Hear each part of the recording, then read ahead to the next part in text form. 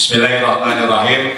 Assalamualaikum warahmatullahi wabarakatuh. Waalaikumsalam warahmatullahi wabarakatuh. Selamat pagi dan salam sejahtera untuk kita semua. Tabibun. Yang saya hormati Bapak-bapak wakil kepala sekolah, yang saya hormati Bapak Ibu guru, wabil khusus Bapak Sauki Wafa SPD seberlaku calon guru penggerak angkatan 11 ya Mas, angkatan 11. Puji syukur marilah kita panjatkan kehadirat Allah Subhanahu wa Ta'ala karena kita masih diberikan nikmat sehat, nikmat panjang umur, kita masih dapat berkumpul kembali di ruangan ini dalam rangka desiminasi budaya positif yang nanti akan disampaikan oleh Bapak Sauki Wafa SPD. Selanjutnya salam dan sholawat marilah kita sampaikan kepada junjungan kita Nabi Muhammad Sallallahu Alaihi Wasallam yang insya Allah kita nantikan syafaatnya di yaumil akhir nanti. Amin ya rabbal alamin. Bapak Ibu yang saya hormati, terima kasih berkenan hadir menyempatkan waktu di lab komputer yang kita banggakan ini untuk sama-sama mengikuti desiminasi budaya positif. Bapak Ibu yang saya hormati, ini adalah program dari pendidikan guru penggerak yang salah satunya para CGP-nya harus mendesiminasikan tentang penerapan budaya positif di sekolah. Saya pikir ini bagus untuk kita semua. Saya mohon dengan segala hormat untuk dapat diikuti dengan baik. Kalau memang perlu diberikan masukan kepada CGP kita, silakan diberikan masukan. Dan muatannya harapan kami budaya-budaya positif yang telah dicanangkan itu dapat berjalan efektif di sekolah kita. Kemudian Pak Bambang yang saya hormati, setelah acara desiminasi ini selesai, saya mohon kesediaan Bapak Ibu tetap tinggal dulu karena nanti akan ada pembahasan oleh Pak Andri terkait dengan kegiatan ekstrakurikuler, ya, karena dengan diberlakukannya kurikulum merdeka dan terakhir ada permen yang baru yang dikeluarkan oleh Kemendikbudristek, salah satunya tentang kegiatan pramuka, dan kita akan bahas pada kesempatan hari ini ekskul mana saja yang benar-benar kita akan laksanakan. Artinya bukan hanya formalitas di atas kertas, tapi benar-benar terrealisasi dan dilaksanakan yang mana saja. Kemudian ekskul yang selama ini sudah diprogramkan tapi nggak jalan, ya kita anulir aja atau ditiadakan. Khusus untuk ekstrakurikuler yang ada kegiatan lombanya seperti OSN, O2SN, FLS2N, termasuk pendidikan kepramukaan dan penelitian ilmiah remaja, ya. Agenda tahunan dari kementerian ada opsi namanya, Olimpiade Penelitian Siswa, ya, itu tiap tahun sama seperti OSN. Dan saya udah ngomong-ngomong dengan Bu Titis, akan kita laksanakan Pak ekskul KIR, ya KIR itu akan kita realisasi. Kemudian ini ada pameran, kita akan coba laksanakan juga ekskul PNR yang kemarin sudah berjalan, pendidikan PNR yang diberikan oleh TNI Kabupaten Pringsewu. Itu saya minta ekskul ini nggak usah terlalu banyak tapi jalan. Yang bisa rutin silakan jalan rutin. Yang sifatnya insidental ketika mau ada event atau ada perlombaan perlu intensif, ya itu juga tetap harus dilaksanakan. Saya kira itu Pak Bambang, Bapak Ibu sekalian, saya tidak dapat mendampingi kegiatan ini sampai selesai karena saya harus pekerjaan melayani Bapak Ibu guru yang lain di ruang guru, karena target kita hari ini harus sudah selesai. Mohon maaf, selamat berkegiatan, semangat untuk kita semua. Saya akhiri, wassalamualaikum warahmatullahi wabarakatuh. Selanjutnya saya persilakan kepada Bapak Sauki Wapa SPD untuk dapat menyampaikan diseminasi tentang penerapan budaya positif di sekolah, dengan harapan Bapak Ibu yang hadir ini juga dapat bukan dapat tapi mau untuk mendaftar CGP angkatan berikutnya yang memenuhi syarat. Sekira itu kepada Mr. Sauki Wapa saya persilakan. Izin berdiri Pak Toto. Selamat datang kakak senior Ibu Ana, sekaligus penasihat spiritual saya selama ini bersama dengan Bu Titis. Baik, minta izin kepada Pak Prapto, Bapak Ibu Wakil, Bapak Wakil Kepala Sekolah, dan juga Bapak Ibu yang hebat yang sudah hadir memenuhi undangan kami untuk hadir di lab komputer UPT SMP Negeri 1 Pagelaran. Pada yang terhormat Kepala UPT SMP Negeri 1 Pagelaran Bapak Suprapto MPD, Wakil Kepala Bidang Kurikulum Bapak Bambang Gunadi SPD, Wakil Kepala Bidang Kesiswaan Bapak Andre,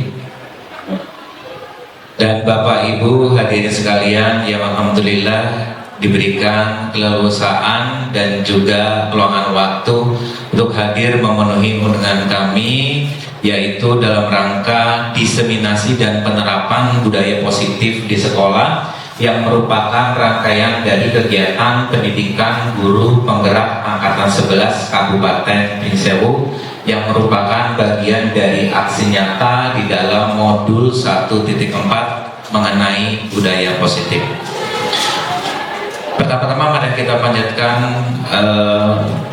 syukur hadir Allah Subhanahu wa taala atas segala limpahan nikmat kepada kita semua, nikmat sehat, nikmat waktu, sehingga kita bisa berjumpa dan berkumpul di lab komputer UPT SMP Negeri 1 Pagelaran dalam keadaan sehat walafiat tanpa kekurangan suatu apapun. Salawat dan salam senantiasa kita curahkan kepada junjungan kita, suri teladan kita, Nabiullah Muhammad SAW, yang senantiasa kita nantikan syafaatnya di yaumil qiyamah nanti. Amin Allahumma amin. Baik Bapak Ibu sekalian yang juga hebat di sini, saya meminta izin untuk berdiri di sini. Bukan maksudnya yang pertama lebih hebat atau menggurui Bapak Ibu sekalian, tetapi sekali lagi perlu saya sampaikan bahwa kegiatan ini adalah dalam rangka rangkaian aksi nyata kami mengikuti kegiatan pendidikan guru penggerak, yang semata-mata motivasi saya mengikuti kegiatan ini adalah dalam rangka mengisi gelas kosong yang ada pada diri saya. Yang saya sadari dan yakini bahwa gelas kosong tersebut kalau tidak diisi ya takutnya nanti berkarat ya, dan tidak ada gunanya. Maka dari itu saya meminta izin untuk berdiri di sini dalam rangka belajar. Justru saya belajar dari Bapak Ibu sekalian, belajar berbicara, belajar menyampaikan apa yang sudah saya dapatkan selama saya mengikuti kegiatan pendidikan guru penggerak ini. Semoga nantinya apa yang saya sampaikan kepada Bapak Ibu guru sekalian berkenan dan kira-kira ada manfaatnya. Sekaligus saya juga ingin mendorong rekan-rekan guru sekalian untuk mengikuti program pendidikan guru penggerak ya, bahwa nanti akan ada pembukaan di angkatan 12 ya. Kemarin sepertinya Al-Muharram Pak Muklasin sudah bertanya-tanya ke saya ya, berminat sekali untuk mengikuti kegiatan tersebut. Nanti kita dukung bersama-sama karena sudah ada penasehat spiritual Bu Ana, ada Bu Titis bisa, dan juga mungkin kemarin Pak Tauhid sudah berniat ya. Dan ternyata di sini ada guru hebat ya, Pak Gilang ini ternyata yang menciptakan Mars, guru penggerak untuk BGP Provinsi Lampung. Tepuk tangan untuk Pak Gilang ya. Makanya saya bilang Pak, kalau nggak ikut kebanggaan nih Pak, sudah menciptakan Marsnya dinyanyikan oleh semua CGP, nah nggak ikut, nanti ikut Pak ya, nanti bisa menjadikan motivasi bagi semuanya. Jadi motivasi saya mengikuti kegiatan penggerak ini adalah pertama dari istri saya, dulu ikut di angkatan keempat dalam keadaan hamil sampai melahirkan dan akhirnya lulus gitu ya. Jadi termotivasi banget sambil kegiatan jimit ya, sambil melakukan aktivitas yang tidak bisa saya gantikan, yaitu menyusui anak ya. Saya tidak bisa menggantikan hal tersebut ya. Jadi luar biasa sampai selesai. Yang kedua, saya melihat beberapa rekan guru yang sudah berpengalaman ya, lebih senior daripada saya, masih berkenan untuk mengikuti kegiatan ini, dan saya rasa saya termotivasi dari beliau-beliau tersebut. Baik Bapak Ibu, akan kita mulai kegiatan kita. Saya akan memaparkan beberapa materi pada kesempatan hari ini berkaitan dengan penerapan budaya positif di sekolah. Perlu saya kenalkan fasilitator kami, yaitu Ibu Musyarofah MSI dari BBGP Jawa Barat. Kemudian pengajar praktek saya yaitu Ibu Leni Oktarini SPD dari UPT SMP Negeri 4 Pringsewu. Baik Bapak Ibu guru sekalian yang hebat, dalam kesempatan kali ini akan ada beberapa materi yang saya sampaikan. Pertama berkaitan dengan perubahan paradigma, perubahan pemikiran pendidikan yang ada di Indonesia yang sudah diadopsi dari mulai kepemimpinan Mas Nadiem. Kemudian disiplin positif, bagaimana sih disiplin itu bisa kita terapkan di sekolah. Kemudian yang ketiga, nilai-nilai kebajikan. Ternyata bagaimana sih kita bisa menerapkan dan meminta anak untuk selalu menerapkan nilai-nilai kebajikan yang ada secara universal bagi seluruh manusia, seluruh agama, ras di muka bumi ini pasti mengandung nilai-nilai kebajikan yang sama, yang nantinya akan coba kita terapkan dan kuatkan di dalam diri siswa kita. Kemudian yang keempat berkaitan dengan kebutuhan dasar manusia. Ini manusia punya kebutuhan dasar apa saja gitu ya. Pasti Bapak Ibu juga sudah tahu ya, karena Bapak Ibu juga sebagai manusia pasti membutuhkan kebutuhan dasar tersebut. Kemudian yang kelima berkaitan dengan motivasi perilaku, bahwa setiap perilaku ini ada dorongan, ada motivasi, ada yang melandasi seperti itu. Kemudian yang kelima berkaitan dengan posisi kontrol guru. Ya, jadi guru ini memiliki posisi kontrol yang berbeda-beda dalam mengendalikan muridnya. Ini ada perbedaan posisi, nanti kita lihat, dan Bapak Ibu guru ini berada di posisi yang mana, seperti itu. Kemudian yang selanjutnya berkaitan dengan keyakinan kelas, yang saya yakin Bapak Ibu juga sudah menerapkan di kelasnya masing-masing, membuat peraturan kelas, membuat kesepakatan kelas ya. Nanti kita akan tambahkan lagi dengan keyakinan kelas. Dan yang terakhir berkaitan dengan segitiga restitusi. Nah ini juga hal baru bagi saya, dan saya baru mendapatkan dari guru penggerak. Mungkin kemarin Pak Ahmad Tauhid sudah melihat, karena saya minta bantuan untuk merekam ya, mencoba untuk menerapkan praktik segitiga restitusi untuk menyelesaikan masalah yang ada atau dihadapi oleh siswa, seperti itu.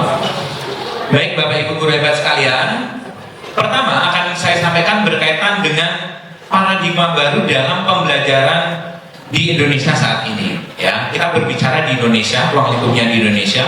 Jadi pembelajaran dengan paradigma baru merupakan pembelajaran yang dirancang berdasarkan prinsip pembelajaran berdiferensiasi. Mungkin Bapak Ibu sudah sering mendengar istilah pembelajaran berdiferensiasi ya, di mana peserta didik ini bisa belajar sesuai kebutuhan mereka, kesiapan mereka, dan profil belajar mereka, atau bahasa sederhananya gaya belajar mereka.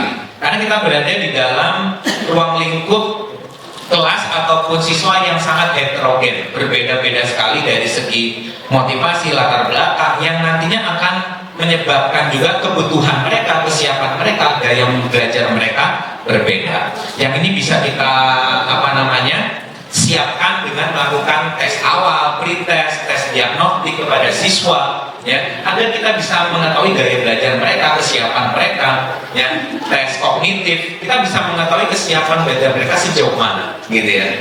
Dan ada beberapa hal yang sudah ada yang bisa kita gunakan untuk mengetes atau menguji kesiapan siswa tersebut, gaya belajar siswa tersebut. Ada situs misalkan seperti apa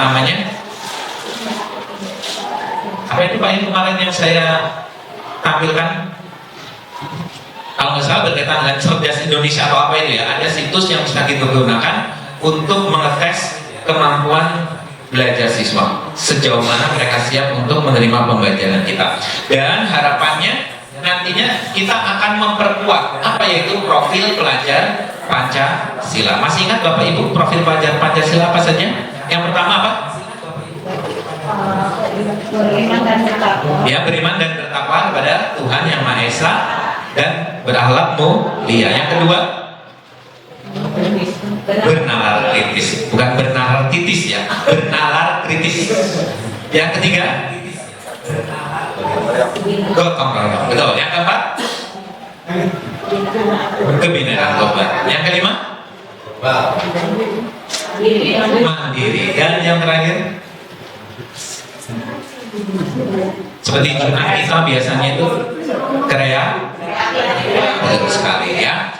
Baik Bapak Ibu Guru, selanjutnya kita akan melakukan kegiatan pemantik ya. Jadi berpasangan, silakan cari pasangannya ya. Saya tidak bisa memastikan pasangan dengan siapa, sebab nggak klop, silakan cari pasangannya ya.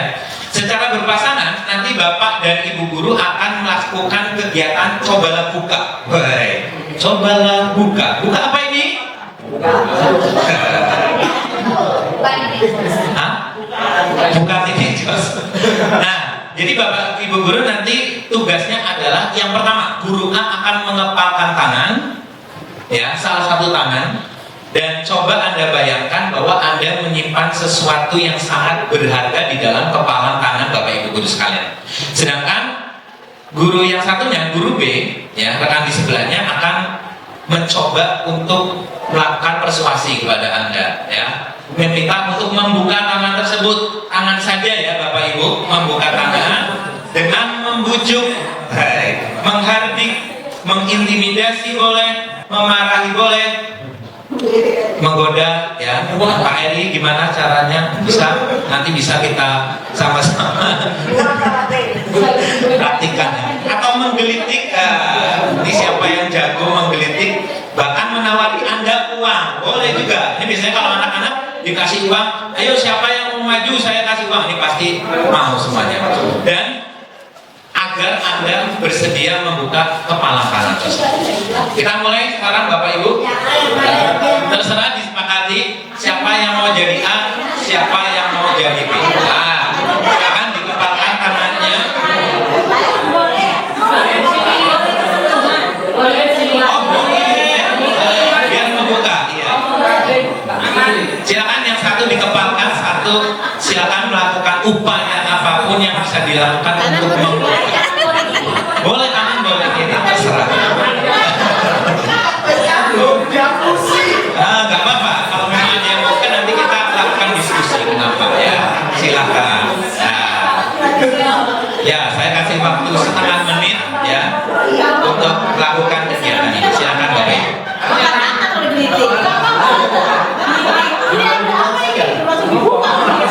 Apa saja bisa dilakukan ya. Memaksa boleh, mengintimidasi boleh, memarahi boleh, menggelitik aja boleh Bapak Ibu ya.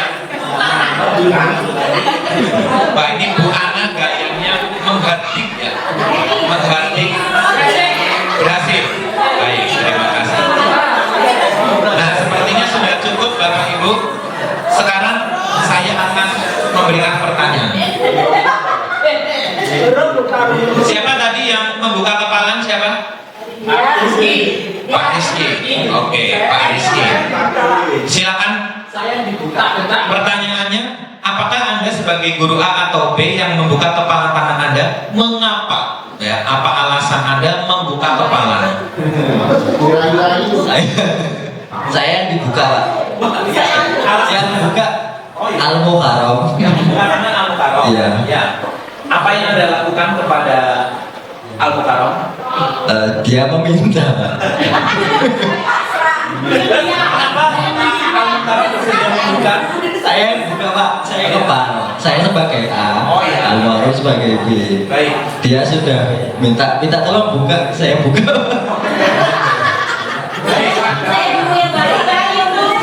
Jadi saya rasa ini karena sukarela, ya, sukarela. Mas buka dong, dibuka. Sukarela. Apakah ada sesuatu yang dijanjikan kepada Anda, Pak Rizky? Saya yang menjadikan isinya, Pak. Oh, menjadikan sesuatu di dalam kepalan tangan tersebut. Baik, sepertinya ini ada win-win ya, sama-sama menang di sini ya. Luar biasa sekali. Kemudian yang masih menutup siapa tadi ingin berpendapat? Ya silakan Bu. Ini. Saya sebagai A, tapi saya masih punya kepala saya masih tidak betul. Kenapa? Saya dirayu-rayu sama Islandia sebagai B. Tidak dong, nanti lah saatnya Ya. juga gitu. Rayuannya gak laku. Sampai saya dijanjiin nonton juga nggak kasih. Dengan merayu ya, ternyata tidak berhasil. Nah, luar biasa. Jadi ada dua hasil tadi. Ada yang membuka karena memang dijanjikan sesuatu yang ada di dalamnya. Kemudian yang kedua, sudah dibujuk dengan apapun, nonton ya, nonton layar tancap nggak mau ya. Ternyata karena memang dia nggak mau gitu. Jadi tetap menjaga apa yang ada di kepalan tangan. Nah, sekarang pertanyaan ketiga, dalam kegiatan ini sesungguhnya siapa yang memegang kendali untuk membuka atau menutup kepala tangan? Silakan yang ingin berpendapat. Yang punya tangan. Ya, silakan Ibu Siti Mahmuda. Jawabannya singkat, Pak. Yang punya tangan. Iya. Berarti kendali sepenuhnya ada yang pada yang memegang tangan, walaupun dengan cara apapun ya. Kalau memang si yang punya tangan tidak mau dibuka, tidak akan terbuka ya. Jadi siapa yang memegang kendali sesungguhnya Bapak Ibu? Yang punya tangan. Kalau kita sekarang kaitkan dengan tugas Bapak Ibu sebagai guru dan Bapak Ibu guru mengajar siswa, siapa yang memegang kendali? Guru? Oke. Guru atau siswa? Siapa yang mengepakkan tangan? Siapa yang membujuk? Siapa yang menggelitik? Siapa yang menghadik? Yang menghadik, yang tugasnya memberikan suatu treatment, siapa? Guru. Yang diberikan treatment? Siswa. Jadi yang memegang kendali siapa? Siswa. Seperti itu ya. Baik Bapak Ibu, itu akan mengantarkan kita kepada materi selanjutnya, yaitu berkaitan dengan miskonsepsi ya tentang teori kontrol. Bahwa ada hal yang sebenarnya salah paham tentang teori kontrol. Yang pertama, bahwa ada ilusi bahwa guru itu mengontrol murid. Padahal sebenarnya secara kenyataannya murid itu memegang kendali atas dirinya. Kalau siswa tidak mau ya diberikan suatu kendali oleh gurunya, tidak akan mau. Kecuali kalau siswa itu sudah mau membuka diri, Pak silahkan kendalikan saya, dia akan menerima. Seperti itu ya. Jadi kita harus siapkan dulu diri siswa agar membuka seperti itu. Kemudian yang kedua, ilusi bahwa semua penguatan positif, efektif dan bermanfaat. Bapak Ibu guru pasti sudah melakukan penguatan positif kepada siswa. Yaitu dengan apa biasanya? Ya tadi bujukan ya, tadi Bu Wahyu membujuk Bu Heni nanti nonton ya. Tapi kalau nggak mau ya nggak mau gitu. Jadi penguatan positif apakah efektif? Ternyata ya ini nantinya akan berdampak ya bahwa siswa ini harus diberikan penguatan terus. Wah, ini Bu Wahyu mau ngajak saya nonton bioskop, dan nanti biar saya mau belajar, saya mau ngerjain tugas, ibu guru itu harus memberi saya suatu penguatan dulu, bujukan dulu agar saya mau, gitu ya. Kemudian yang ketiga, ilusi bahwa kritik dan membuat orang merasa bersalah dan menguatkan karakter. Kritik, apa sih kritik Bapak Ibu? Suatu ya seperti tadi, kata-kata yang mungkin memiliki kesan negatif, makna negatif ya. Dan ini akan justru memberikan identitas negatif kepada siswa. Ada yang mungkin di sini pernah menerima kritik, apa yang Bapak Ibu rasakan? Mungkin kalau kita tidak siap mental, kita akan apa yang terjadi? Down ya. Nah, kalau ini terjadi kepada siswa bagaimana? Kita kritik terus-menerus tanpa adanya kita berikan penguatan, dan nantinya akan muncul identitas negatif. Justru akan melemahkan karakter, tidak menguatkan karakter mereka. Dan yang terakhir, ilusi bahwa orang dewasa memiliki hak untuk memaksa. Nah, kita semua di sini adalah orang dewasa. Apakah betul bahwa kita memiliki hak untuk memaksa? Baik, dalam beberapa hal mungkin iya, ya.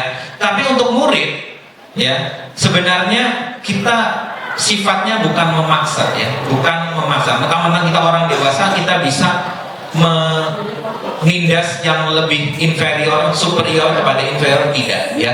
Tetapi harus muncul kolaborasi, diskusi antara guru dan siswa. Itu yang harus kita debatkan, Bapak Ibu sekalian. Jadi ada yang nungguin tepuk semangat ya?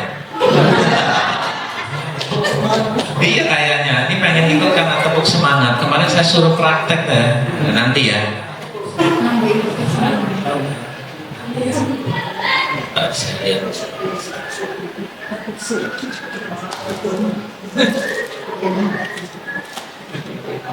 Oke, biar kita semangat, kita tepuk semangat dulu ya Bapak Ibu. Nah, tepuk semangatnya ini kemarin sudah kita praktekkan di kegiatan pendampingan individu ya, bersama dengan beberapa guru dan juga pendamping kita. Baik, tepuk semangatnya ini mungkin sedikit berbeda dengan apa yang dibuat oleh Bu Titis ya dan Bu Ana ya. Jadi tepuk semangatnya mulai dari tepuk tangan. Tepuk semangat. Kasih ingat Bu Ana? Tepuk semangat. Berdiri Bapak Ibu. Siap. Karena memang harus berdiri.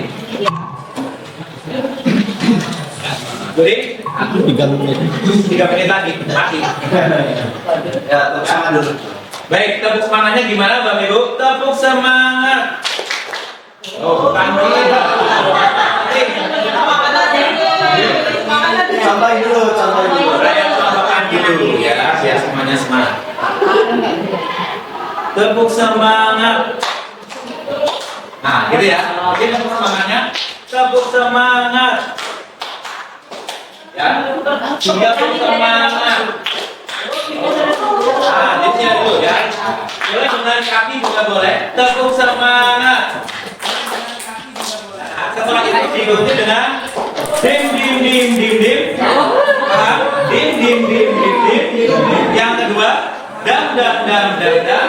Yang ketiga, dum dum dum dum dum. Kan ya? Setelah tepuk semangat di sini kita dim dim dim dim dim. Dam dam dam dam dam. Dum dum dum dum dum. Kan ya? 3, 2, 1, tepuk semangat. Dim dim dim dim dim. Dam dam dam dam dam. Dum dum dum dum dum. Nah, setelah itu apa Bapak Ibu? Kita ke depan, ya. Ke depannya seperti apa? Zep. Apa ya? Kita ke depan. Zep. Muter. Ya, baik, kita ulangi, ya. Kita ulangi secara penuh ya. Tiga, Baterai. habis. Ini kanan di sini kanan dulu ya.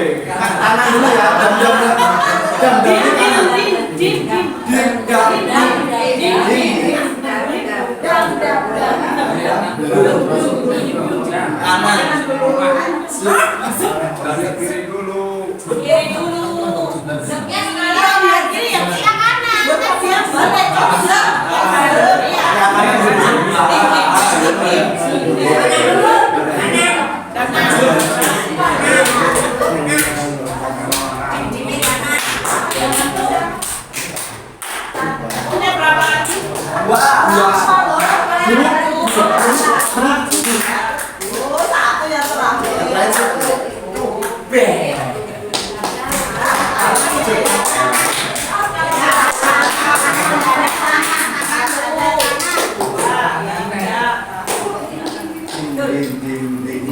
Ini ada kendala teknis Bapak Ibu. Kita lanjutkan, tepuk semangat kita. Ya.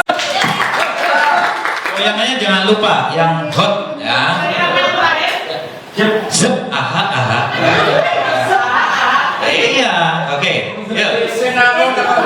Jadi ke pundak dulu ya. Ke pundak dulu. Yuk kita mulai. 3, 2, 1, tepuk semangat. Yuk. 3, 2, 1, ya.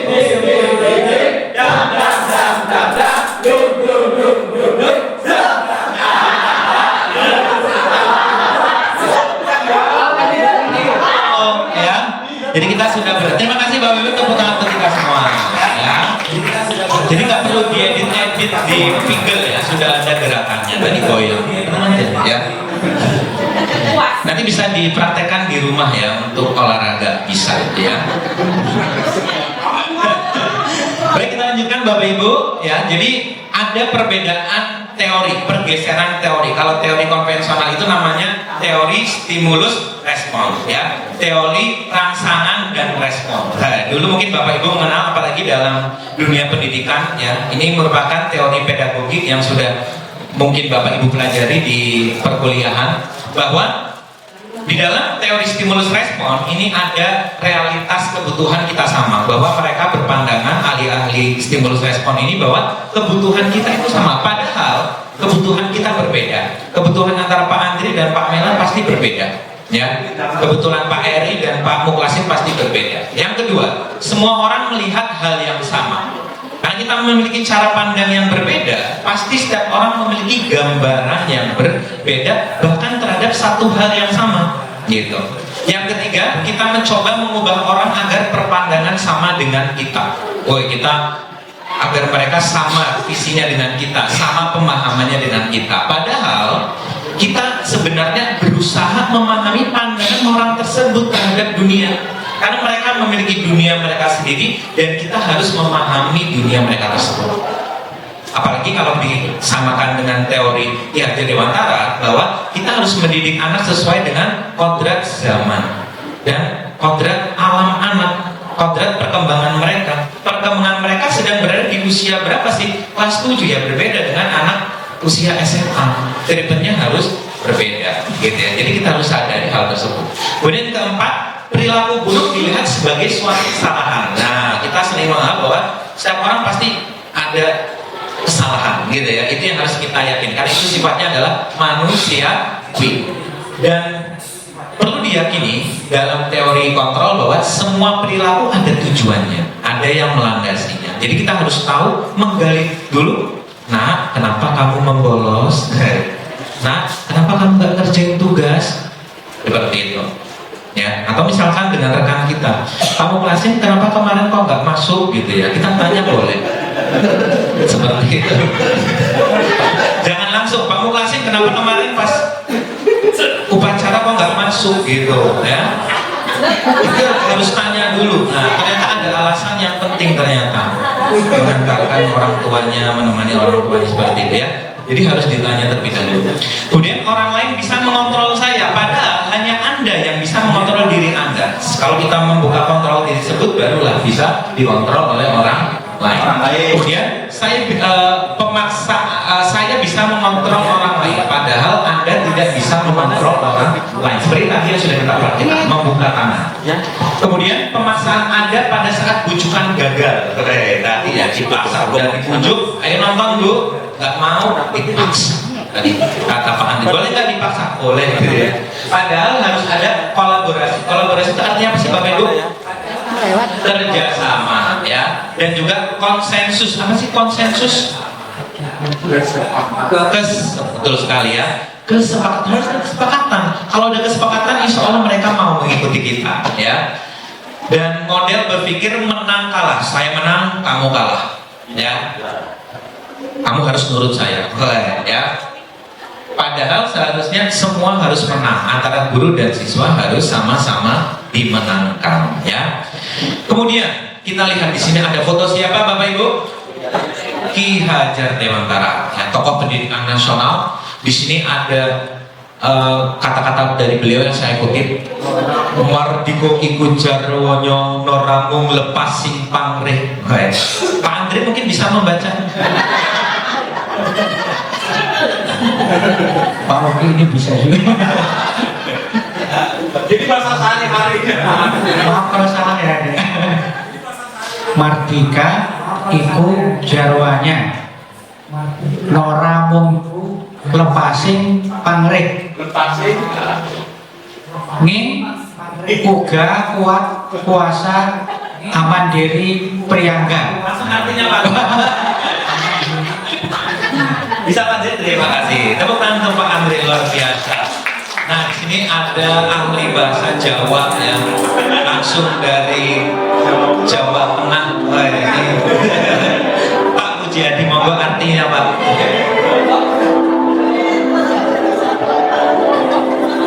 Ini Jawa zamannya mbak saya, jadi cucunya yang nggak tahu Pak. Kalau membaca agak luas ya mungkin bisa, tapi kalau artinya saya nggak paham.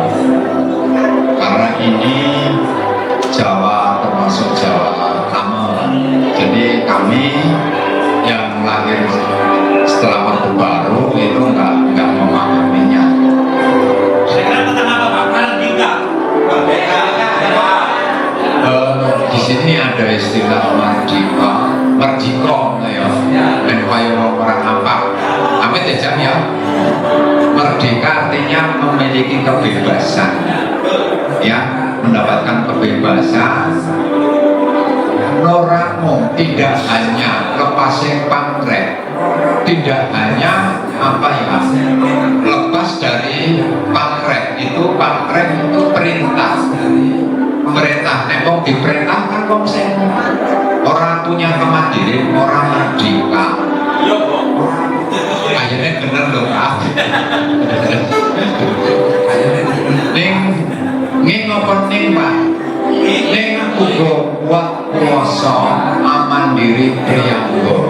Nah, jadi kita sebagai makhluk ciptaan Tuhan itu disuruh kuat, ya, sudah lepas merdeka dan memiliki power atau kekuatan, ya, yang berkuasa atas dirinya. Jadi jangan sampai kita didikte oleh orang lain.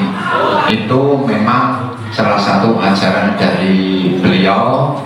Yang salah satu ajaran lainnya adalah berhubungan dengan apa itu cipta, rasa, dan kasa. Jadi kalau itu mau kita wujudkan, ya kita ke depan, ya, artinya kita mengelola cipta rasa supaya karsa, keinginan kita juga baik. Saya kira itu. Terima kasih. Jadi sangat valid sekali ya, langsung dari apa namanya, penutur asli, native speaker ya, dari Jawa. Oke. Mardika iku jarwanya ora mung lepasing pangrih ing uga kuat kuwasa aman diri priyangga. Nah, betul sekali apa yang disampaikan oleh Pak Puji berkaitan dengan kemerdekaan itu bukan hanya lepas dari kontrol orang lain, dari perintah orang lain, tetapi namun kita juga harus pandai-pandai mengontrol diri kita. Justru kalau merdeka lebih berat. Kenapa? Kita yang harus mengontrol diri kita, ya. Seperti itu. Nah, dalam disiplin positif, Bapak Pendidikan kita Khalid Dewantara menyatakan bahwa di mana ada kemerdekaan, disitulah harus ada disiplin yang kuat. Justru beratnya di situ. Makanya ada yang bilang, "Wih, merdeka belajar bebas." Enggak, justru disiplinnya harus lebih kuat. Sungguh pun disiplin itu bersifat self disiplin, ya, jadi intrinsik dalam diri kita, harus muncul dari dalam diri kita. Tetapi itu sama saja, sebab jikalau kita tidak cakap melakukan disiplin diri, wajiblah penguasa lain mendisiplinkan diri kita. Jadi bukan artinya sudah merdeka bebas. Kalau memang anak tidak bisa mengontrol dirinya, kita butuh bantuan dari penguasa lain. Berarti di dalam konteks kita, siapa penguasanya Bapak Ibu? Penguasa anak murid kita siapa? Kita sebagai guru, ya. Jadi kita harus mengontrol mereka dengan memberikan apa? Konsepsi, keteladanan, sikap merdeka, seperti itu, ya. Baik, jadi sebenarnya disiplin itu berasal dari bahasa Latin disiplina yang artinya belajar. Jadi disiplin yang dimaksud adalah disiplin diri yang memiliki motivasi internal dan mereka bisa bertanggung jawab terhadap apa yang dilakukannya berdasarkan nilai-nilai kebajikan yang diyakini. Dan disiplin positif merupakan salah satu cara penerapan disiplin yang bertujuan untuk menumbuhkan kesadaran serta memberdayakan peserta didik tanpa imbalan penghargaan. Nih, jadi jangan sampai nanti kita karena ingin menerapkan disiplin, terima kasih Pak, selalu diberikan reward sekali boleh, tapi jangan keterusan. Nanti anak akan selalu tergantung terhadap reward, penghargaan. Biarkan kemandirian dan kedisiplinan itu muncul dari dalam diri mereka. Sanksi boleh, hukuman, tapi tidak selalu seperti itu. Dan sebagai pendidik, tujuan kita adalah menciptakan murid yang memiliki disiplin diri sehingga mereka berperilaku mengacu pada nilai-nilai kebijakan yang universal yang berlaku kepada seluruh umat manusia di muka bumi ini. Dan motivasinya adalah berasal dari dalam diri atau intrinsik dan ke arah yang lebih baik. Dan di sini ada beberapa nilai kebajikan yang mungkin Bapak Ibu sudah paham ya, beberapa hal, pokoknya semua yang baik ya, yang diyakini oleh suatu suku, bangsa, agama dan ras yang ada di muka bumi ini, yang pasti semua memiliki pandangan yang sama. Nah, Bapak Ibu sekalian, perlu saya sampaikan berkaitan dengan kebutuhan dasar manusia. Ada 5 ternyata. Yang pertama adalah penguasaan, yang kedua kasih sayang dan rasa diterima, yang kelima bertahan hidup, yang ketiga bertahan hidup, yang keempat kesenangan dan kebebasan. Dan ini berlaku untuk murid kita juga, bahwa mereka itu memiliki kebutuhan. Pengennya diapain sih? Saya pengen apa? Saya pengen berkuasa. Biasanya kalau pengen murid pengen berkuasa apa? Mereka tidak mau diatur. Kalau kasih sayang dan rasa diterima, murid ada yang membutuhkan kasih sayang dari kita? Iya. Mereka akan mungkin lebih patuh kepada kita karena kita sudah sentuh mereka, berikan kasih sayang. Atau juga ternyata ada bertahan hidup. Baik. Murid kita ada beberapa orang atau kondisi yang memaksa mereka untuk ya, membantu orang tuanya, ya, mengantar orang tuanya. Kan ada yang di sekolah kita ya, kok tidak masuk, nah ternyata ngantar ibunya dulu. Kemana? Kerja di BD, gitu ya, jauh gitu harus ganti. Itu untuk kemampuan bertahan hidup. Kemudian kesenangan. Ada yang anak-anak ini belajar di sekolah ini mencari kesenangan, happy, have fun dan lain sebagainya. Dan kebebasan. Saya ingin bebas, nggak mau Bu, saya mau pulang sekarang.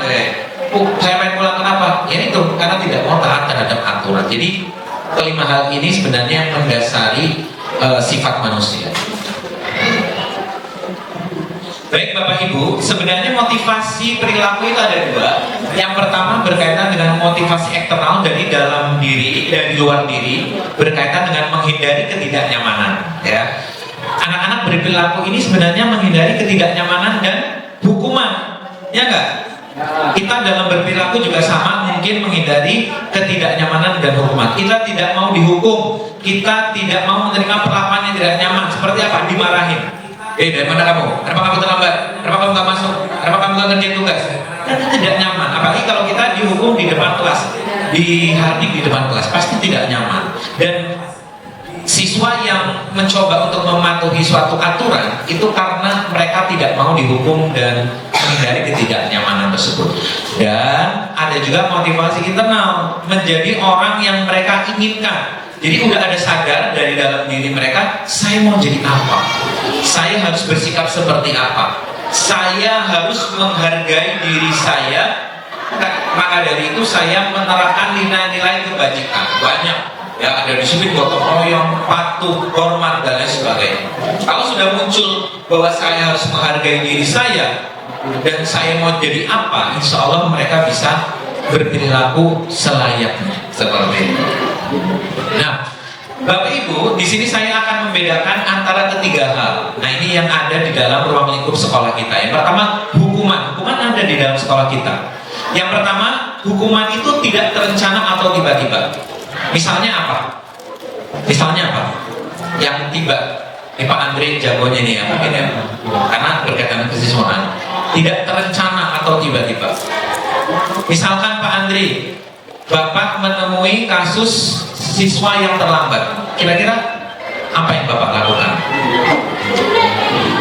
biasanya kalau terlambat ini Pak Ogi, ini nyiram kembang. Tapi kalau sudah sering ini nyiram puisi ya.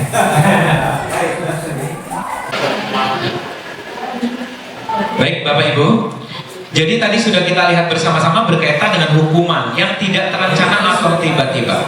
Nah, kamu terlambat silakan bersihkan WC atau silakan sirami kembang. Nah, seharusnya ini harus ada konsekuensi yang sudah terencana atau disepakati bersama. Jadi mungkin dituliskan ya.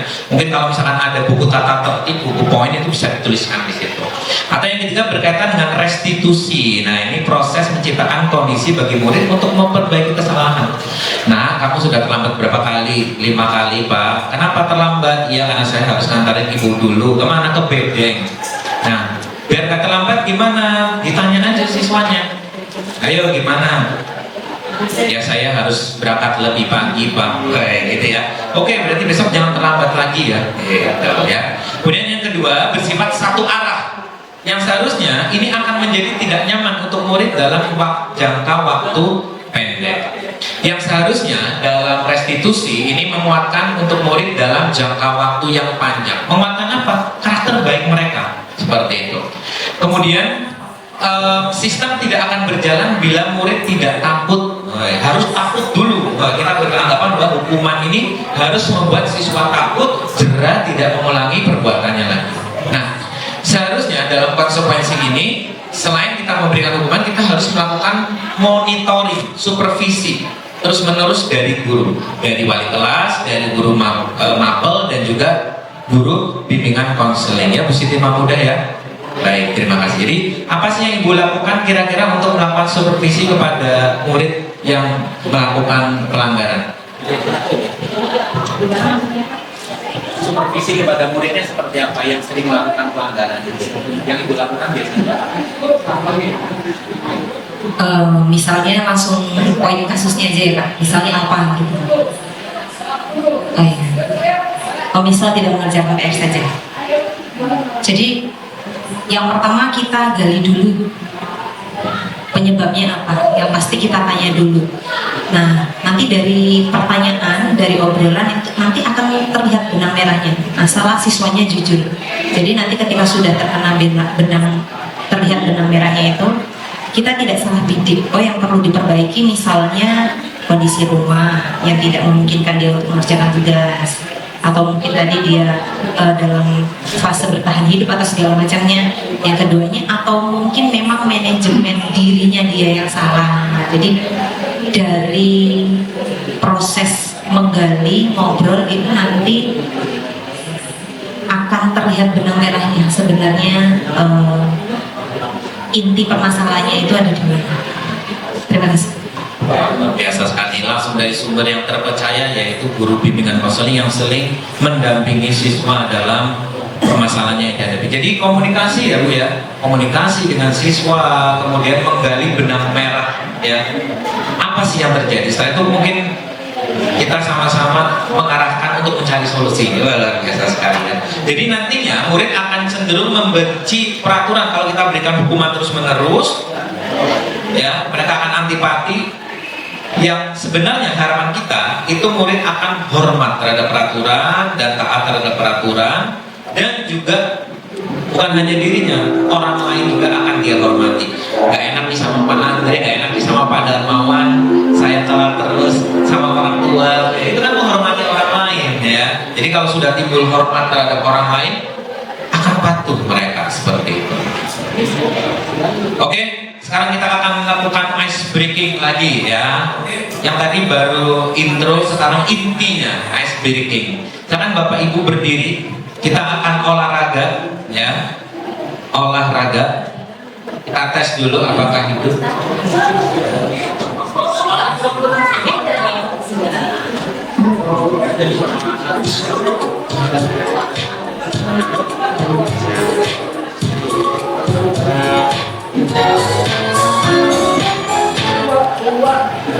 Nah, jadi yang dilakukan nanti kita akan mengikuti lagu Naik Delman ini dengan gerakan, ya. Jadi gerakannya bagaimana?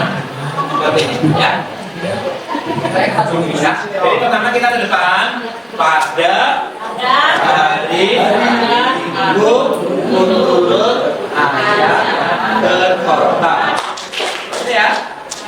Paham? Jadi gerakannya ke depan, ke belakang, pundak kanan, pundak kiri, perut, kiri kanan, kiri ke pertama.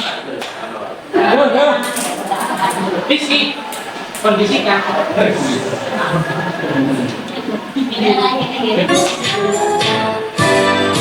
Ya. Naik yang manis istimewa, di muka, duduk samping Pak Kusir yang sedang bekerja. Juga supaya baik jalannya.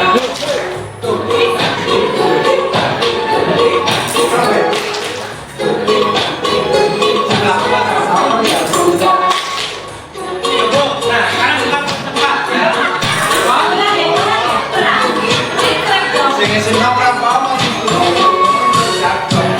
kita cepat ya. Mantap ya. Biar kita gerakannya semangat. Al-Mukarram, semangat. Stretching ya, untuk mengasihkan daripada Tadi berpemanasan. Kapal Sekarang pengebongan. Aduh, ini kurang biasa.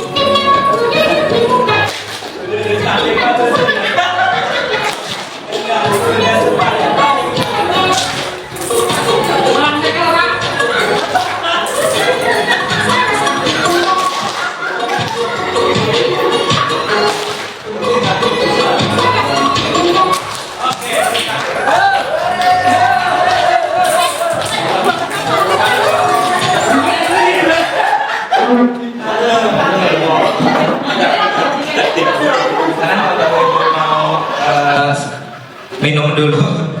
Nah, ini bisa untuk olahraga sekali lagi di rumah ya. Ini sebenarnya aerobik ya, senam aerobik. Dipercepat 5 kali lebih cepat keluar keringatnya. Saya dengan ini sudah turun setengah on ya. Udah banyak. Aduh, luar biasa sekali Bapak Ibu. Terima kasih atas kolaborasinya ya. Yang selanjutnya kita akan lanjutkan berkaitan dengan posisi kontrol seorang guru. Nanti kalau Bapak Ibu bisa mengamati posisi Bapak Ibu berada di mana. Yang pertama, posisi kontrol seorang guru sebagai penghukum. Ayo, siapa? Saya yang pertama. Sering kemarin masih nyuruh berdiri anak di depan. Ya. Kemudian yang kedua, sebagai teman. Nah, ini pasti ada guru-guru yang hangat kepada muridnya ya. Ngobrol, ditanya, ini teman. Kemudian ada sebagai manajer, jadi kita bisa mengarahkan siswa untuk mencari solusi atas permasalahannya. Yang keempat, pembuat merasa bersalah. Seperti apa sih kalau pembuat merasa bersalah? Kira-kira Bapak Ibu? Iya, menghati.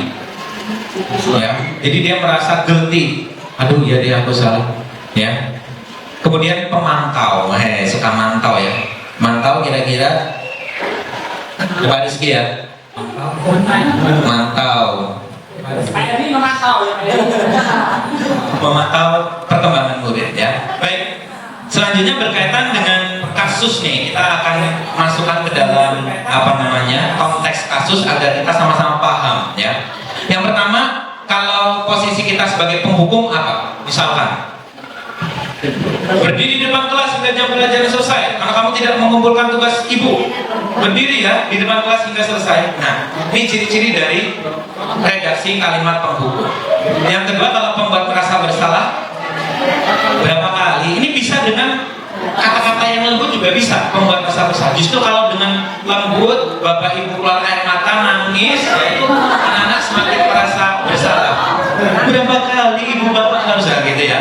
Berapa kali ibu bapak harus memberitahu kamu, nak, kamu itu selalu saja mengocehkan ibu bapak. Saya juga pernah seperti ini, ya, terutama dengan kondisi anak yang, mohon maaf ini, saya pernah yatim piatu saya bawa pernah ini, ya, ingat bapak kamu, nak, pasti bapak kamu sedih. Pernah saya lakukan pada anak di kelas saya, ya. Kemudian kalau teman ini lebih seperti kita ngobrol dengan teman, ya, jadi tidak ada bahasa yang formal. Ayolah nak, tertib, kerjakan dan kumpulkan tugasnya, tolong sih bantu bapak ibu. Nah ini seperti teman, ada kata-kata kita meminta dengan tolong sih bantu bapak ibu, ayo dong kerjain tugasnya, gitu ya, seperti itu. Kalau pemantau ini biasanya taat terhadap aturan, orang ini paham terhadap aturan yang ada, jadi biasanya diajukan katanya lebih tegas. Kamu sudah abai terhadap tugasmu. Kamu tahu apa konsekuensinya? Baik. Setelah ini silahkan kerjakan tugasnya hingga selesai di jam istirahat. Nah, kamu terlambat. Apa konsekuensinya? Nah, kamu tidak mengumpulkan tugas. Apa konsekuensinya? Nah, jadi orang-orang ini tahu aturan yang ada dan biasanya dia langsung menerapkan aturan tersebut. Itu kalau pemantau. Dan yang terakhir itu adalah manajer.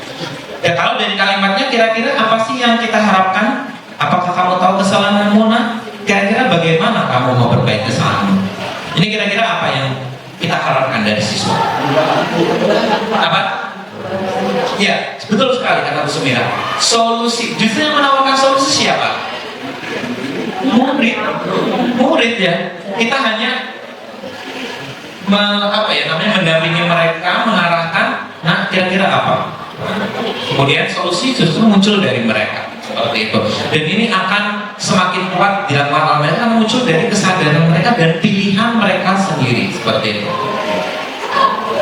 Berapa menit lagi Pak Tohid?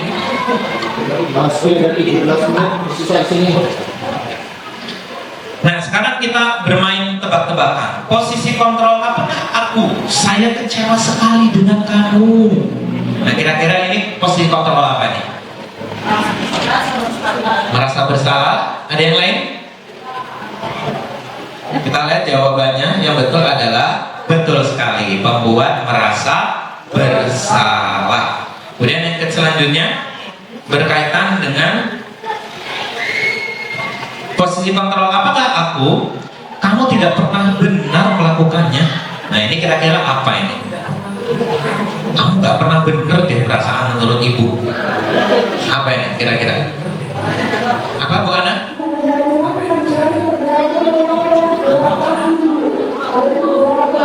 Pemantau? Ada jamaah lain? Penghukum, ya, penghukum. Kamu tidak pernah benar, kamu salah benar. Intinya dia cuma tahu salah benar. Kalau penghukum, karena dia berpatokan terhadap rules atau aturan. Kemudian selanjutnya, kamu tidak akan mendapatkan nilai jika tidak mengerjakan tugas. Nah ini apa ini? Kira-kira lawan macamnya apa? Posisi kontrolnya. Mantau. Betul sekali. Memantau. Karena memang aturannya, kalau kita mengerjakan dapat nilai enggak? Ya enggak, kan aturan itu, ya. Di bawah KKM ini pasti ya. Terus ayolah, lakukan demi ibu bapak dong. Teman, apa betul? Betul sekali. Nah, jadi bapak ibu pasti sudah pernah melakukan semuanya. Saya juga sudah ya. Ya, tapi yang paling sering itu kayaknya menghukum itu. Ya Allah, istighfar ya.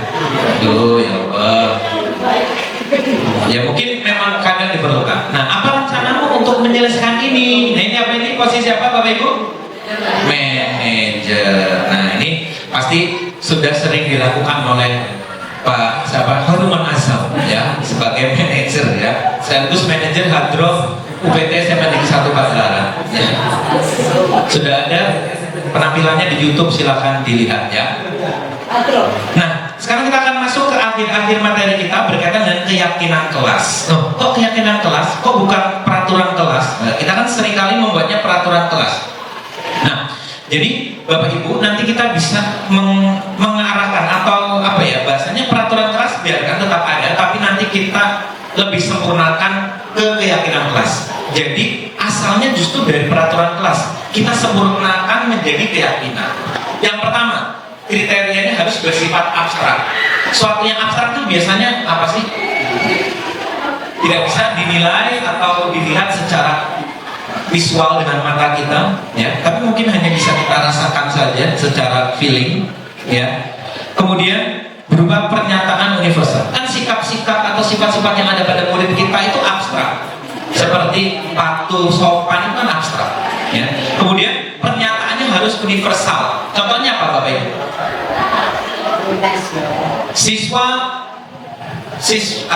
Misalkan seperti siswa wajib memakai jilbab atau siswa putri wajib memakai jilbab. Itu universal nggak kira-kira? Enggak dong. Di sini kalau kita lihat ada siswa dari keyakinan atau agama lain, betul? Nggak bisa. Jadi harus universal, harus tidak boleh kepada satu pihak saja, harus menyeluruh. Kemudian dibuat dalam pernyataan yang positif. Maksudnya apa Bapak Ibu? Tidak boleh kata tidak. Jangan, ya, jangan membuang sampah sembarangan, itu nggak boleh. Harus dengan kata positif. Kira-kira kalau jangan membuang sampah sembarangan bisa diubah apa Bu Ana? Membuang mantan pada tempatnya.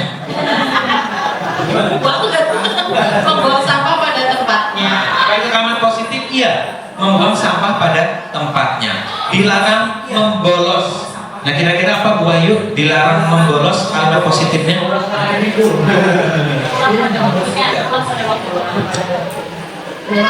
Harus membolos. Belajar, selesaikan pada waktunya. Nah betul. Belajar selesaikan pada waktunya. Berarti kan memang harus sampai akhir, betul sekali. Jadi itu merupakan contoh kalimat-kalimat positif.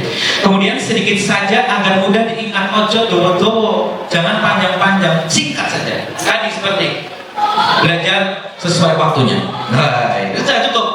Kemudian sesuai dengan kondisi sekolah, sesuai dengan apa kondisi sekolah, sesuai dengan konteks lingkungan, ya, memperkuat kekuatan yang ada pada diri kita, sekolah kita. Kemudian semua warga sekolah dilibatkan.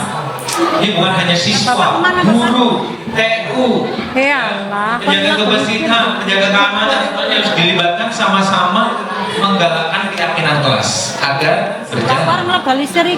Nah, tadi Bapak Ibu kita sudah membahas tentang restitusi, ya. Jadi restitusi itu apa? Mungkin bertanya-tanya. Ini bisa kita terapkan untuk siswa kita. Jadi restitusi itu adalah proses penciptaan kondisi bagi murid untuk memperbaiki kesalahan mereka sehingga mereka bisa kembali pada kelompok mereka dengan karakter yang lebih kuat. Jadi kalau ada siswa masalah, justru dengan restitusi mereka akan memperbaiki kesalahan dan kembali kepada kelompok yang umum, pasti akan kelompok yang baik. Kelompok yang tidak baik ini sebenarnya kelompok kecil yang terpisah dari golongan mereka, dari kelompok mereka, yang biasanya mereka akan tersisih, mencari komunitas baru, mencari kelompok baru, keluar. Kalau tidak dapat di sekolah ini, mereka cari di luar. Makanya kalau dikeluarin mereka sama-sama saja, gitu ya. Restitusi juga adalah proses kolaboratif kerjasama yang mengajarkan murid untuk mencari solusi. Jadi kita yang mengarahkan siswa untuk cari solusi. Nah, biar nggak terlambat, apa sih yang bisa aku lakukan? Ya, besok saya cari ojek deh Pak, gitu ya. Mereka cari solusi sendiri. Kalau kita nawarin, nah, besok minta motor ya sama Bapak biar terlambat. Nah, bapaknya nggak bisa beli motor kayak mana? Ya nggak Pak Rizky? Tapi tenang, ada Pak Rizky bisa menyediakan motor dengan harga yang ya. Dan bagaimana mereka harus memperlakukan orang lain seperti itu, ya. Jadi memperlakukan orang lain juga harus diperhatikan kepada guru, kepada orang tua, kepada sesama teman. Karena permasalahan ya ruang lingkupnya seperti itu. Nah, setelah restitusi kita akan tarik ke yang namanya segitiga restitusi. Apa itu? Suatu proses dialog yang dijalankan oleh guru. Jadi ada dialog oleh guru atau orang tua agar dapat menghasilkan murid yang mandiri dan bertanggung jawab. Bertanggung jawab atas kesalahannya, mandiri maksudnya mencari solusi atas kesalahan yang sudah dia perbuat. Ada 3 tahapan. Yang pertama, menstabilkan identitas. Yang kedua, validasi tindakan yang salah. Dan yang terakhir, menanyakan keyakinan. Apa saja sih yang bisa kita lakukan? Nih Bapak Ibu, kalau kita mau melakukan segitiga restitusi, yang kita lakukan pertama kali adalah adalah menstabilkan identitas mereka dulu. Yaitu apa? Berdasarkan prinsip bahwa membuat kesalahan merupakan bagian dari proses pembelajaran. Kita semua yakin bahwa kita manusia, secara manusiawi, setiap orang pernah melakukan kesalahan. Ya, dari bapak kita, ya, kakek kita, ya, pernah melakukan kesalahan. Intinya seperti itu. Jadi berbuat salah itu wajar, nah, bisa diawali seperti itu. Kalau ada anak berbuat kesalahan, ya berbuat salah itu wajar, nah. Tidak ada manusia yang sempurna, nah. Ya, ibu bapak juga pernah melakukan itu, nah. Pernah belum sampai ke jalannya, nanti ketahuan ya. Kamu berhak merasa begitu. Ya, ini mungkin ada siswa yang dibully, kemudian dia mukul. Terus kita, ya kamu berhak sih merasa begitu karena kamu merasa sedih. Ya. Itu pernah kita masuk dulu ke dalam posisi anak. Ibu bapak tidak ingin mencari siapa yang salah, namun ibu bapak ingin mencari solusi. Nah ini saya sering dengar nih kata-katanya dari Ibu Siti Mahmudah. Sering kalau menangani siswa kayak gini nih kata-kata Bu Siti. Sering, saya ingat banget ya, karena siswa saya ada juga yang bermasalah diberikan solusi oleh Bu Siti. Seperti itu. Setelah kita berkaitan dengan menstabilkan identitas, baru kita memvalidasi tindakan yang salah dari siswa itu. Apa? Setiap perilaku merupakan upaya untuk memenuhi suatu kebutuhan tertentu. Sebenarnya mereka melakukan itu karena ada yang mereka butuhkan. Ya, mereka melakukan karena suatu alasan. Contohnya, padahal kamu bisa melakukan yang lebih buruk dari ini ya. Misalkan ribut sama temannya ya, mungkin bisa lebih buruk dari itu ya. Apa misalnya tetangga ini membayangkan ya, kamu pasti punya alasan mengapa melakukan hal itu. Kamu patut bangga pada dirimu sendiri karena kamu telah melindungi sesuatu yang penting buat. Misalkan ada anak dibully nama bapaknya, ya ini kan sering terjadi. Marah, nah ini bisa. Kamu patut bangga pada dirimu karena kamu telah melindungi sesuatu yang berharga. Apa? Bapaknya, ibunya, orang tuanya, gitu ya. Kamu melakukannya karena mempertahankan sesuatu yang penting bagimu. Sepatu cuma satu-satunya dilempar-lempar, marah dia. Ini penting, karena gak ada lainnya. Sepatu sangat penting bagi dia. Atau buku, ya, ini penting banget bagi dia. Jadi kita memvalidasi tindakan yang salah. Memang itu salah, tapi kita validasi dulu. Agar apa? Agar siswa mau memberikan solusi. Ya. Jadi setelah itu kita bisa menanyakan apa sih keyakinan kelas kita. Kalau kita sudah memiliki keyakinan kelas, apa sih keyakinan kelas kita? Kita harus menghormati satu sama lain. Oh berarti kamu gak boleh marah ya sama temanmu? Iya. Berarti apa yang kamu bisa lakukan? Oh ya saya mau minta maaf bu. Terus apa yang kamu lakukan? Saya berjanji bu tidak akan mengulangi lagi. Nah itu nanti akan mengarahnya ke solusi dan mereka akan sadar. Ya. Terus kamu ingin jadi orang yang seperti apa sih? Ya sebenarnya saya nggak mau bolos, nanti saya nggak jadi orang yang berguna. Orang tua saya pengennya saya jadi orang yang berguna. Nah itu tahu, gitu. Jadi diarahkan seperti itu agar muncul motivasi secara intrinsik atau dari dalam diri mereka. Baik Bapak Ibu, sekarang kita akan tampilkan penerapan segitiga restitusi yang sebenarnya seperti apa. Ini Bapak Ibu nanti bisa melihat. Jadi kita sudah masuk ke akhir-akhir kegiatan kita ya. Salam dan bahagia Ibu dan Bapak Guru hebat. Pada video kali ini kita akan membahas tentang salah satu program gunakan penerapan segitiga restitusi.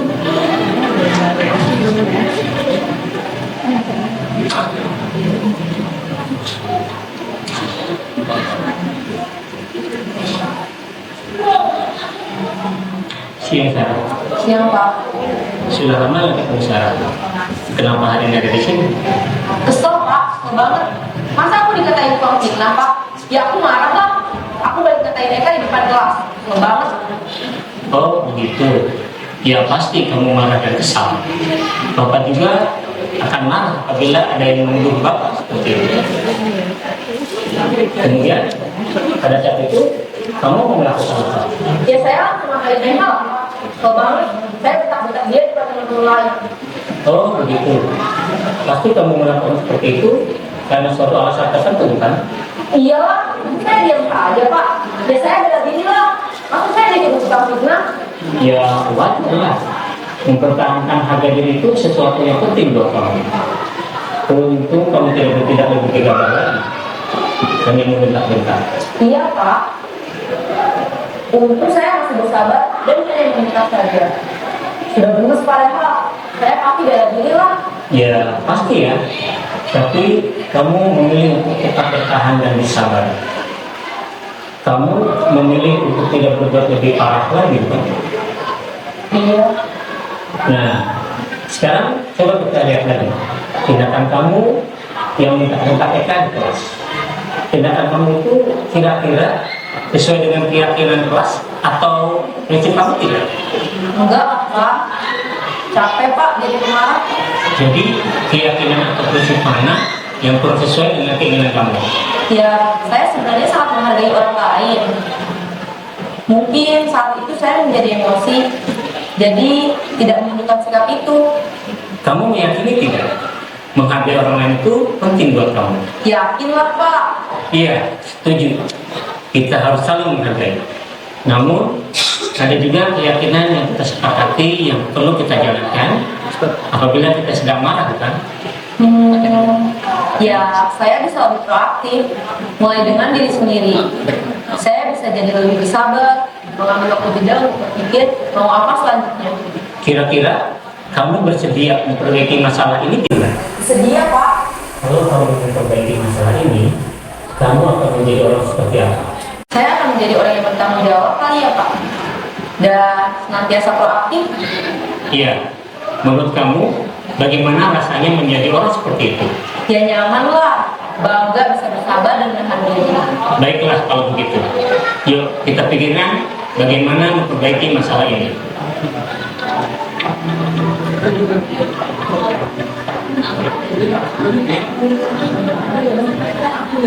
Oke, Bapak Ibu, dari video penerapan segitiga restitusi ada tanggapan yang ingin disampaikan, silakan. Apa yang Ibu bisa? Baik, silakan Pak Andri. Wah, ini pasti luar biasa. Karena ini biasa dilakukan ibu-ibu BK ini Pak. Cuma saya begini Pak, ini tanggapannya kalau nemuin anak yang kreatif ini, anaknya cerdas dan dia kayaknya udah manajemen dia udah ini. Cuman kalau kita contoh nih satu anak ada ini, Ryan Akbar, kira-kira gimana? Bisa pikirkan gitu. Solusinya gimana? Baik, jadi terima kasih Pak Andri atas tanggapannya. Jadi penerapan segitiga restitusi ini adalah sebuah pilihan ya, choice yang bisa kita jadikan salah satu dari penyelesaian masalah siswa. Apakah semua masalah bisa? Terus saja ada seleksinya. Yang pertama, kriterianya adalah masalahnya ini bukan masalah yang kompleks, ya, bukan masalah yang kompleks. Kemudian kita harus sesuaikan dengan kemampuan anak, betul, perkembangan anak juga. Misalkan ada anak yang tadi kata Pak Andi nikmat cerdas, bisa nyari solusi. Nah, kalau misalkan ada anak yang tidak bisa mencari solusi, kita langsung masuk ke keyakinan. Jadi karena ini segitiga Bapak Ibu, ya, jadi kita bisa justru mulainya bisa dari keyakinan langsung, ya, dari keyakinan langsung nggak apa-apa. Nah, jadi dari keyakinan dulu nggak apa-apa, karena ini segitiga mau mulai dari mana boleh, gitu. Ya, jadi langsung keyakinan kelas apa yang kamu langgar, coba ingat nggak? 1, 2, 3, kita bisa membantu. Tergantung anak itu seperti apa. Jadi sekali lagi ini berkaitan dengan kalau tindak kriminal gimana? Ya itu ada rulesnya sendiri. Ya kalau sudah tindakan kriminal seperti melakukan kegiatan-kegiatan yang dilarang hukum, ya penerapannya berbeda lagi. Gitu ya. Jadi ini pertama berkaitan dengan kegiatan masalah-masalah yang tidak kompleks. Ya. Yang kedua kita harus sesuaikan dengan perkembangan anak bagaimana. Dan nantinya ini alurnya bisa kita mulai dari mana, kita lihat perkembangan anak ya. Yang mana dulu boleh. Atau misalkan ada yang terlewat juga nggak apa-apa, gitu ya.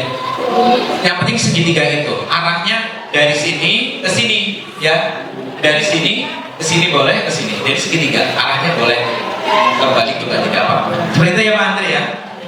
Jadi ini pilihan, bukan suatu hal yang mutlak. Baik Bapak Ibu, saya juga sudah melakukan praktik segitiga diskusi di sekolah ini waktu itu dengan Ayub dan Novita. Nanti bisa dilihat di channel YouTube saya, ya. Tapi tidak kita akan tonton, kita hanya sekilas saja, ya. Assalamualaikum warahmatullahi wabarakatuh. Tabi'u, saya akan menyanyikan 2 kasus dan setelah itu saya akan meminta tanggapan. Nah ini contohnya.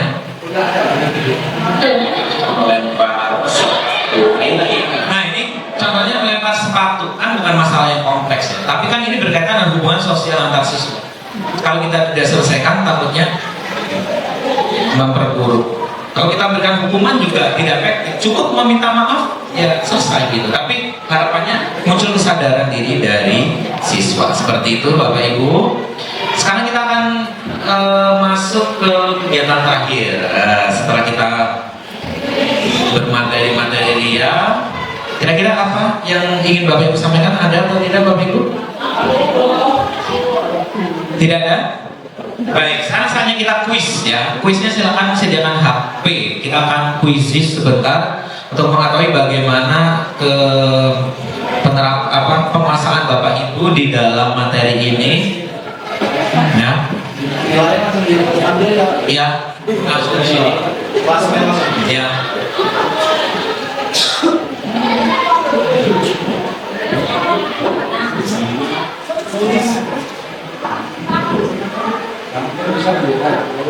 Ya, silakan Bapak Ibu bisa gunakan HP-nya, bisa scan ini, bisa ketik joinmyquiz.com, kemudian nanti masukkan kode 7598857. Mau di scan boleh, nanti saya perbesar ininya, boleh.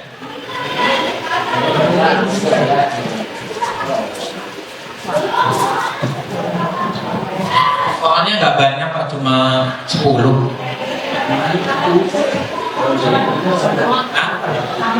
HP silakan.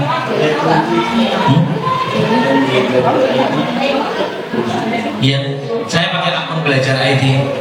Kalau belajar ID banyak keuntungannya. Nah itu sudah masuk. Kakak pertama siapa ini? Apa Pak? Nanti baru saya mulai. Kenapa? Bukannya di scan aja ini. Pakai kamera atau ketik di Google joinmyquiz.com. Nih, ketik di Google joinmyquiz.com, nyambung ya, joinmyquiz.com, kemudian masukin kode. Nah Rizky ada 2 ini, Rizky 2, Rizky 1.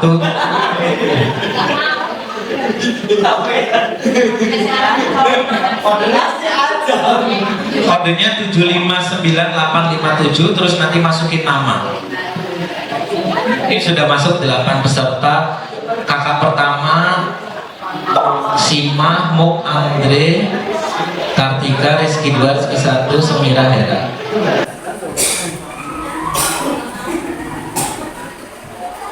Tidak ada ketemu.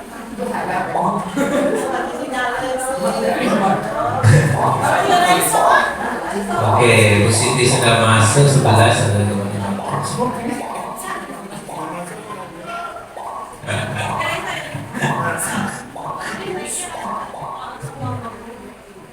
baik, sudah masuk semua Bapak Ibu? Baik, kita mulai. Nah.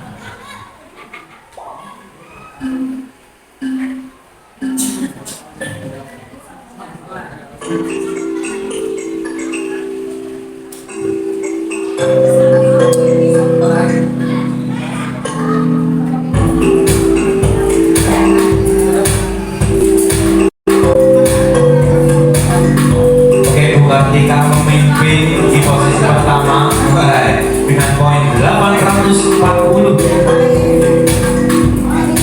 Disusul oleh Muk memimpin posisi 1, disusul oleh Bu Kartika dan Bu Siti Rogaya.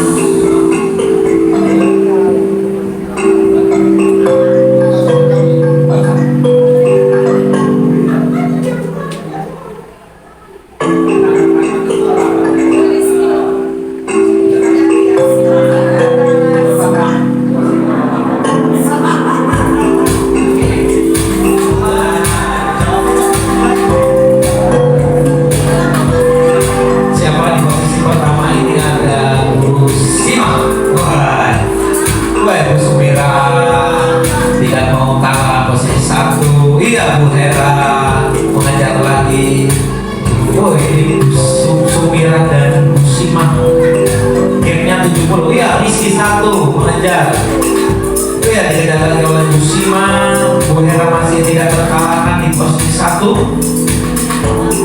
Wah Bu Simah 3 pertanyaan betul. Straight 3. Disusul oleh Pak Rizky. Nah, nanti dia dapat voucher ya. Yang menang posisi 1 juga dapat voucher untuk operasi ya, nanti bisa ditukarkan ya. Bus rem ya. Dapat bus rem. Ya Bu Yeni ternyata menyusul ya, diam-diam menyusul. Iya Bu Sima tidak mau kalah lagi. 4 pertanyaan betul ya. Ini bentar lagi KKM nih, kalau 3 soal betul KKM berarti Bu Sima.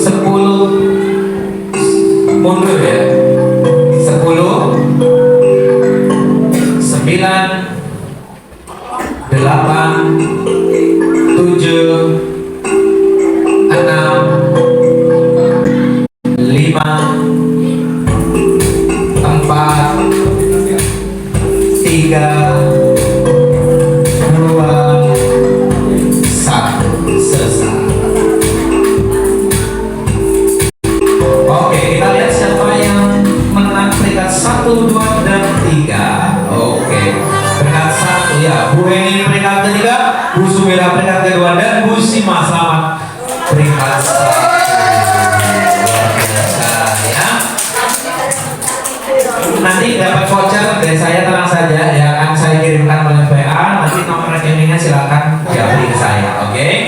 Baik, terima kasih Bapak Ibu. Kuis ini mengakhiri pertemuan kita untuk mengetahui bagaimana pemahaman Ibu berdasar Bapak dan Ibu sekalian berdasarkan materi yang sudah saya sampaikan, dan nanti saya akan tinjau bagaimana tingkat keberhasilan saya dalam menyampaikan materi ini. Bapak Ibu sekalian, sebelum saya mengakhiri kegiatan kita pada siang hari ini, yang pertama saya mengucapkan terima kasih yang sebesar-besarnya atas keikhlasan bantuan Bapak Ibu sekalian dalam menghadiri undangan kami dalam rangka diseminasi budaya positif di sekolah sebagai aksi nyata modul 1.4 budaya positif pendidikan guru penggerak angkatan 11 Kabupaten Pringsewu. Tidak ada yang bisa saya berikan kepada Ibu kecuali terima kasih dan doa yang sebesar-besarnya kepada Ibu. Semoga Bapak Ibu diberikan kesehatan, diberikan kelancaran rezeki dan kebahagiaan dunia dan akhirat. Yang kedua, saya juga mengucapkan mohon maaf yang sebesar-besarnya apabila dalam segi penyambutan, kemudian perkataan ada hal-hal yang menyinggung, tidak berkenan di hati Bapak Ibu sekalian. Saya mohon maaf yang sebesar-besarnya. Dan ditunggu Bapak Ibu sekalian untuk bergabung dalam pendidikan guru penggerak di angkatan 12. Saya siap membantu, Bu Ana siap membantu semuanya Bapak Ibu sekalian. Terima kasih atas perhatiannya. Saya akhiri. Wabillahi taufiq wal hidayah. Wassalamualaikum warahmatullahi wabarakatuh.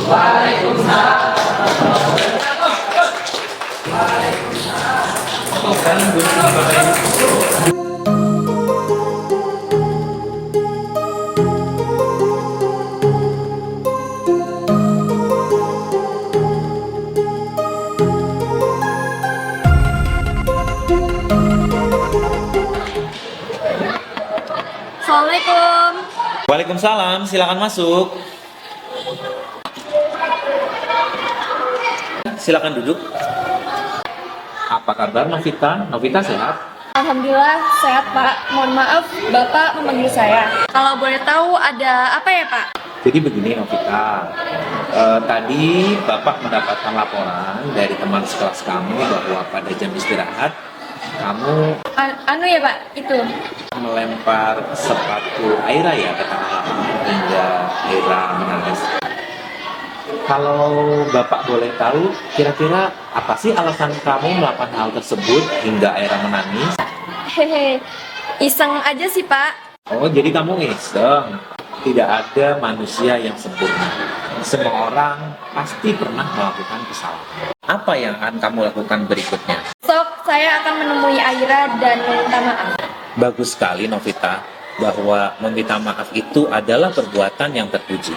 Kira-kira selain melempar sepatu dan membuat teman kamu menangis, ada tidak perbuatan yang bisa membuat kamu bahagia Novita? Sebenarnya saya suka menggambar, tapi tidak ada yang mengajari saya. Jadi saya iseng aja. Oh, jadi begitu. Kamu mau belajar apabila ada yang mengajari dan membimbing kamu berlatih menggambar. Serius Pak?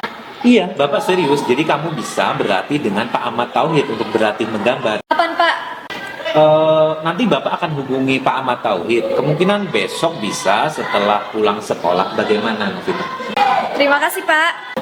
Oke, jadi terima kasih atas kehadiran kamu ke sini Novita, dan kamu sekarang boleh pulang karena Bapak pikir orang tua kamu sudah khawatir karena tidak siap. Hati-hati di jalan dan sampaikan salam Bapak kepada orang tua kamu di rumah ya. Terima kasih Pak. Assalamualaikum warahmatullahi wabarakatuh. Nama saya Novita Anjirwati dari kelas 91.